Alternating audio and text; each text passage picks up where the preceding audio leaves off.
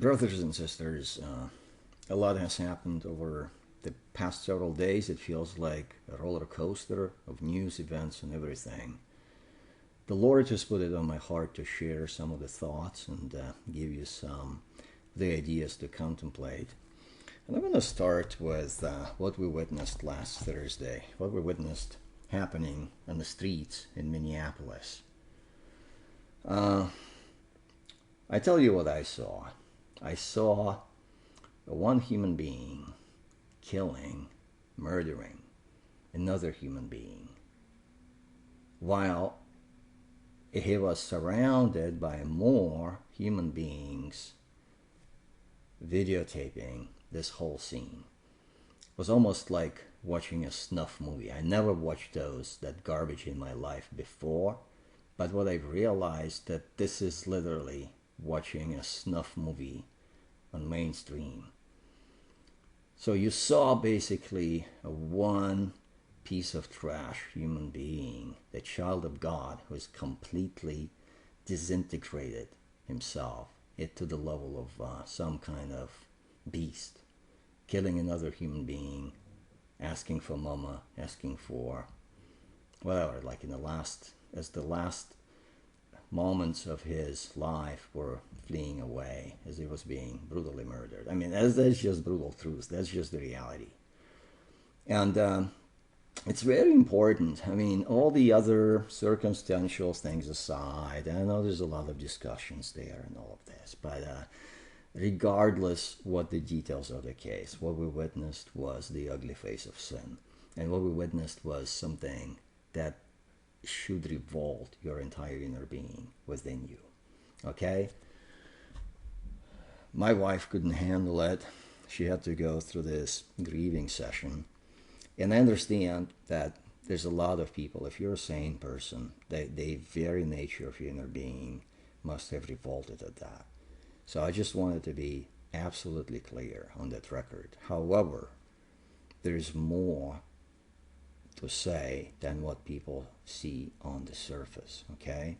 And I'll start by saying a few things, man. First of all, what you witnessed is the gross example of racism, but the racism is not just limited to whites and blacks.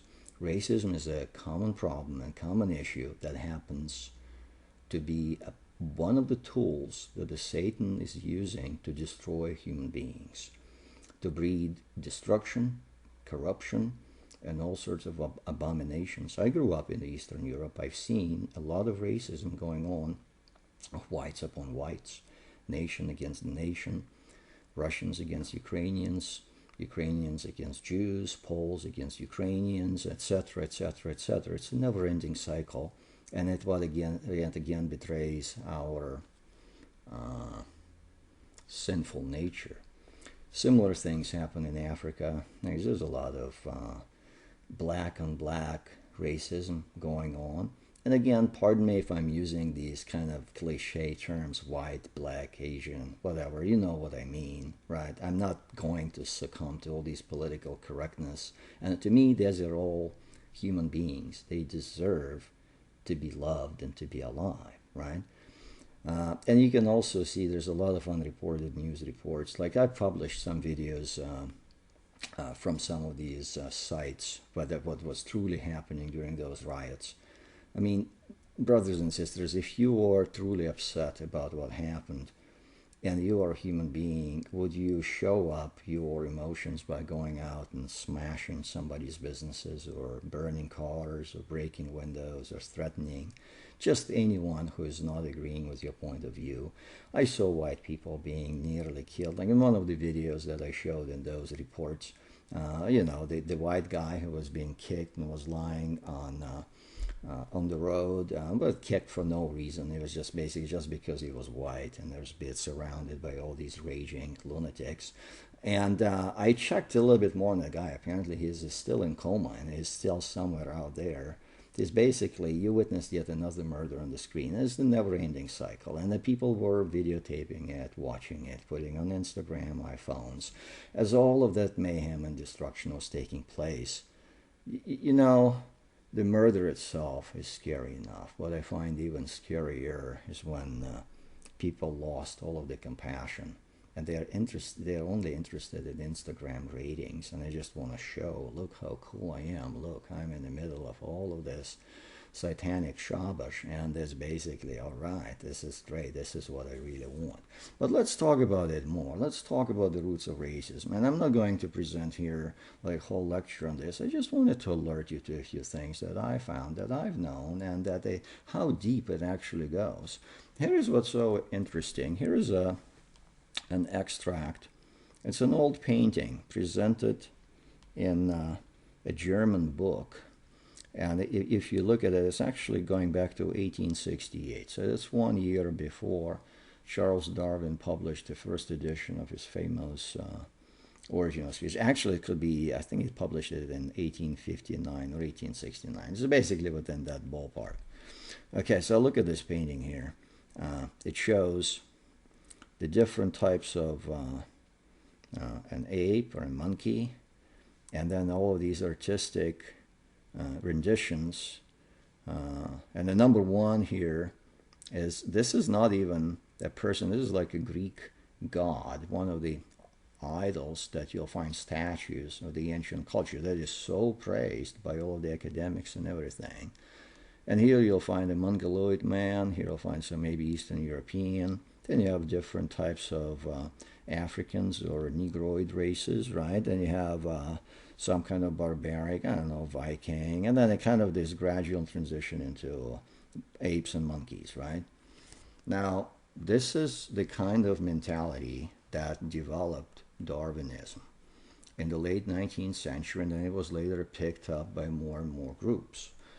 Now, today, they'll try to whitewash it as much as they can, but this is the kind of raw material that became the foundation for the scientific definition of racism. When you look at the racism, like basically the way it works, they say evolution started with monkeys and apes, and then as the result of these mutations in the survival of the fittest, gradually we have the evolution of human beings, whatever it is, and that implies that there are some races that are inferior to others, okay?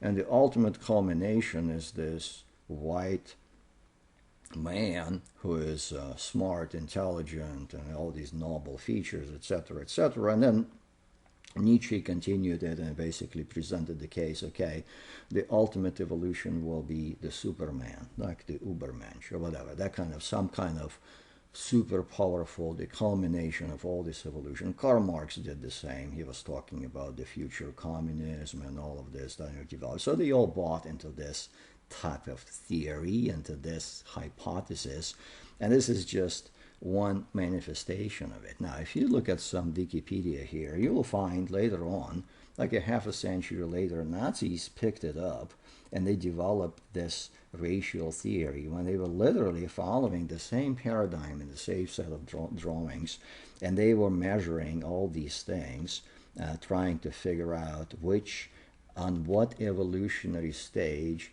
this particular group is in, and they were doing it in a so-called scientific way. And of course Wikipedia is going to great lengths trying to debunk it and say, oh no, this is not what evolution is all about. Ignore all of that. They just try to whitewash all this evil. Let's just get straight to the root of it, and that's the reality. It's pictures like that, see, like this, like that were accepted by Nazis, by Darwinists, by social Darwinists, by eugenicists here in America, and they were doing it. It's like, it's common knowledge. I mean, check the books, you'll find out there's a lot of stuff like that was going on. Okay, so if you think that racism is something that is kind of a matter of conservative right or anything, then think again. There are some historical reasons why some idiotic Christians succumb to that narrative, but when you trace it down, all of those Christians, they're actually traced back to liberal Christianity and to this type of garbage that was propagated based on Darwinian evolution. And just to give you another example, if you just do some searches, this is, for example, a human evolution poster that you can purchase today. And what this poster shows, and I want you to look carefully and just think about it, it shows this supposed evolution from an ape-like creature all the way to modern man. And notice how all of these pictures, well, technically, they all already carrying the essential human features, like don't have any fur, they have like all these particular parts of our anatomy is already shown, but they are kind of in a very exaggerated and distorted form here. But even if we were to make the guess, I would say these would still be some kind of ape-like, and on this side you start seeing human beings. But notice how they code this message in your head that, okay, these all look like human beings, but according to evolutionary theory, the implication is that they are the lower stages of development, right? And it's only when we come here, all of a sudden, and of course, because these are welcome to the postmodernist age of political correctness and all of that, they put some kind of a white looking male with African American features, right, or some African features, and this gorgeous looking white female, right? So, and notice they try to present it as some kind of scientific development, progress, and everything, but at the end, this is just a modern version of this, okay, or the modern version of this, and it actually fuels. It has all of the potentiality to fuel this thing. That's why I'm anti-Darwinist. That's why I did a lot of research and I looked into the roots of all of this, and I've seen how much evil has been done in the name of this pseudoscientific theory, this kind of fantasy drawn out of a sick mind of demented 19th century individuals who call themselves scientists, and this is what they came up with. At the end, it's basically an anti-godly model that's being presented. And I want you to compare this against some of the biblical scriptures here. Like, for example, Genesis 1:27 says, it's just in the beginning, the opening of the Bible, right? You don't even have to go deep in it. And it says that, so God created man in his own image. In the image of God, he created him. Male and female, he created them. So notice in this short passage here, you have an unbelievable paradigm that is so beautiful that literally says man was created by God in God's own image. God's image means that it's not anthropomorphic image, because God is spirit. He's invisible. He is in a supernatural realm. He's also immanent. He is everywhere.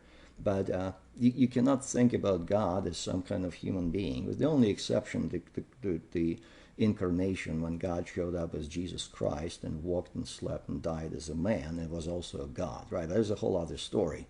But in this case, man made in the image of God means that we are carriers of God's attributes, the communicable God attributes of God, which it means we can think, we can rationalize things, we can do mathematics, we can do science, we can visualize abstractions above and beyond of just what we see.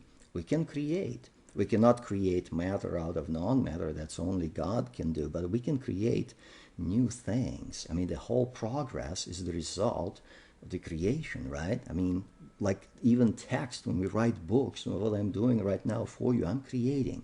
See, birds cannot do that. They can only sing pre-programmed songs. Dolphins cannot do that. When they communicate, they have a language-like structures, but those are basically pre-programmed means of communication. The same goes for all these other types of communication-like resemblances. But the truth of the matter is, even apes, they cannot truly learn how to think in terms of logic, how to ask questions, how to master grammar. All they could manage to accomplish is to being able to present certain reactions and associate certain gestures, signs, with specific objects that they can see, but they cannot go above and beyond that. Why? Because they were not made in the image of God. Now, another thing that makes us made in the image of God, we have moral values. And the moral values is not just the feeling of love and camaraderie and friendship. The real moral values is the feeling of justice, the feeling of what is right and what is wrong. You see, animals, when they kill each other, they don't have those feelings. They may react on instinct, they may react on some pre-programmed stuff, but they cannot have the feelings of gross injustice that is being committed. So when we see a child of God being killed by another child of God, just like a whole story of Cain and Abel being replayed over and over again in front of our eyes in real time. Okay, this is basically the moral repulsion that we see and that we feel. It's actually coming directly from the image of God. That's what's written in the book of Genesis. Evolutionists have a super hard time explaining this. I mean, they could try to come up with bogus explanations why we need to love each other. They try to convert it into some kind of, social instinct, protect the tribe and everything. But they cannot explain the feeling of justice, because the feeling of justice is when the strong kills the weak, or someone who is more advantaged kills the less advantaged. And when they do that, according to evolution theory, we should welcome it, because the strongest dominates the weakest, right? Regardless of all the other things. And yet when we see it, we feel this repulsion, we feel this ultimate disgust, and we are willing to literally intrude and save someone who is being abused. Now, this is ethics, this is moral values, this is something that animals do not have, no matter how much you try to anthropomorphize them. Guys, this is what is so important about this entire scenario, and this is what made in the image of God means. And by the way, the references male and female directly, so if some of you have some feministic tendencies or think that the Bible is somehow denigrating of women, think again. If the whole book begins with this wonderful and powerful passage that I just read, that already tells you something. So maybe you should rethink your understanding of other passages later in the book before you jump to this overarching conclusion that somehow the Bible is misogynistic. But what I do see is that the real crimes are being committed in front of our eyes, and that's why I wanted to share it with you. And the book of Genesis shows man and male and female made in the image of God, which, by the way, the image of God continues over here in Genesis 1:28. Be fruitful and multiply and fill the earth and subdue it, and have dominion over the fish of the sea and over the birds of the heavens and over every living thing that moves on the earth. So in other words, God is saying part of your image, the image of God in you, human beings, is that you are to rule the earth. But it doesn't mean that we are to abuse the earth. You see, when the righteous king dedicates someone to rule his kingdom, he expects that someone to be equally righteous, okay? So that someone cannot just take the authority given to him and go ahead and start abusing. And the rest of the Bible here, it actually teaches what happens when people do that. So part of being an image of God is not just our moral faculties, our intellectual faculties, our aesthetics, our ethics, our ability to reason, our ability to create, our ability to communicate, our ability to write and read. A part of being made in the image of God actually means that we are going to rule the earth, okay? Which a tremendous responsibility. It's not just our capacities, but it's our purpose, it's our function, it's what we are made for. And that brings me to the issue of the abortion. You see, a lot of people are trying to, like on the good meaning Christians consider, they're arguing against the abortion on the grounds that, we are made in the image of God, but we need to be able to explain what it means.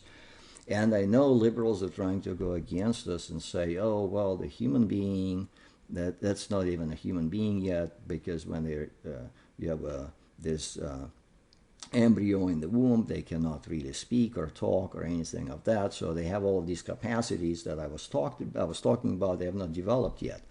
What they're missing, though, is that tiny little lump of flesh is made in the image of God. Means it serves the purpose that God has given only us humans and no other animal out there.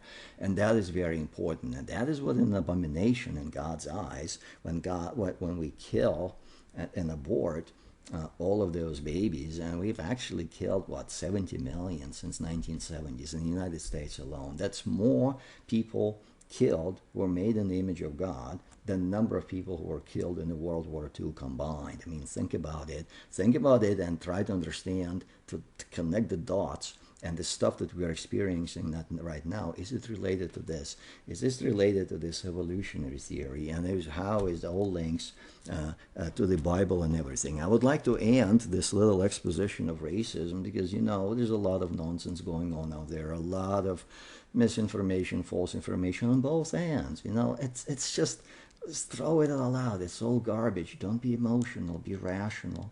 Be passionate. Be ethical, understand, think deeper, ignore all of this propaganda that they try to manipulate you with. What I wanted to show here, there's also, if you open in the New Testament, in the book of Romans, and again, I have decided I'll be doing quite a bit of biblical expositions moving forward because that's what the Lord is putting on my heart. And I think there's a lot of information that I can share with all of you. In the Romans chapter 12, verse 9, and I want you to listen to it and think about the Floyd's murder and the murder of these countless whites, blacks, Asians, whoever knows, that's been going on ever since, in all these riots and elsewhere in the world, caught and uncaught on camera. Okay, and let's just forget about all of these individual statistics, etc. Remember, every life is a child of God who is being murdered or denigrated by another child of God. And when you image those things, and I want you to listen to these words, this is what Apostle Paul writes back in the first century. Let love be genuine. Abhor what is evil. Hold fast to what is good. Love one another with brotherly affection. Love one another, right? Outdo one another in showing honor. Do not be slothful in zeal. Be fervent in spirit. Serve the Lord. Rejoice in hope. Be patient in tribulation. The tribulation is when we Christians go through tough times. Be constant in prayer. Contribute to the needs of the saints and seek to show hospitality. And then Paul ends this chapter with a very powerful exhortation. Do not be overcome by evil, but overcome evil with good. Okay? And just to finish this off, Paul is also in 1 Corinthians chapter 13, the famous love chapter. And I'll skip the part so I encourage you to read it on your own. But this is what Paul says again, going back to that theme. Love is patient. Love is kind. Love doesn't envy or boast. It is not arrogant or rude. It does not insist on its own way. It is not irritable or resentful. It doesn't rejoice at wrongdoing, but rejoices with the truth.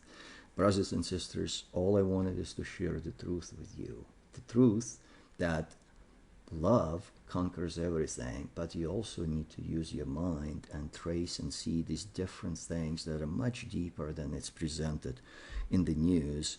And remember, love never ends. And then Paul also continues and says, when I was a child, I spoke like a child. I thought like a child. I reasoned like a child, okay? When I became a man, I gave up childish ways. For now I see in the mirror dimly, but I'm face to face. Now I know in part, then I shall know fully, and if I have been fully known. So see what Paul is saying here. Don't think like children.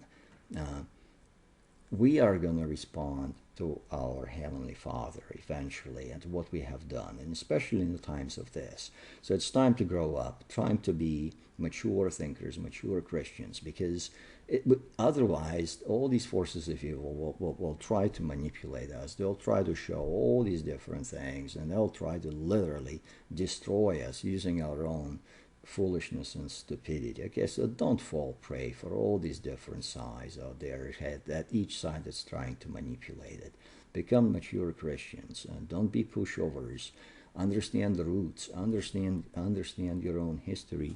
Know your manual, because this book the more you know, the more transforming power it will have on you. I mean, I witnessed it. I can give you testimony. It happened to me. It happened to my wife. It happened to countless others. Okay? This is the importance of it. And as you read it, as I pointed out, you will eventually start connecting all of these dots. Okay? So that's it. I just wanted to say a few words on racism, the ugly face of racism that we're facing here. And it goes much, much deeper than just whites and blacks, blacks and whites, or anything like that. It is the ugly face of sin. This is why we need the Bible. And if everyone, if that police officer actually were a true believer in the Christian and followed the rules of the Lord in his heart and in his soul, none of that would have happened. If each and every one of us followed this, none of that would have happened. But hey, this is the human sinful nature. So don't let them label that sinful nature as anything else but the ugly sin. This what Satan uses against each and every one of us 24/7. Okay? So read the Bible, trust the Lord, have no fear, be healthy, stay informed, accept Jesus into your heart, and you will be free. And the truth will set you free. God bless you all. I'll be back.